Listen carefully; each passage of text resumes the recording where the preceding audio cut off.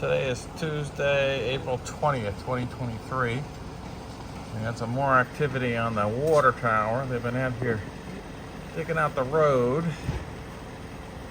And it looks like they're repairing the road. Let's see if we see some concrete come here. There we go.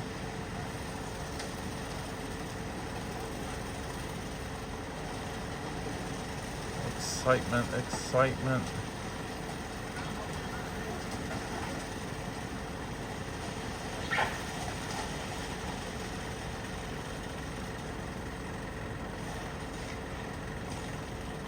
Guys have been working hard out here digging out all the soil that's been compacted by everybody driving over it. I didn't see any steel go down, so the patch is nothing but pure concrete.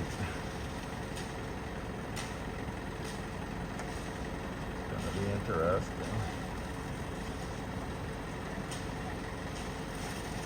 Gonna be interesting. We still don't have piping connections yet.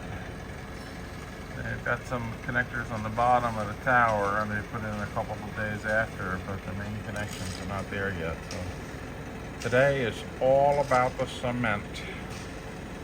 We got the road blocked. Let's see how long they end up leaving it blocked. So we have progress. Progress.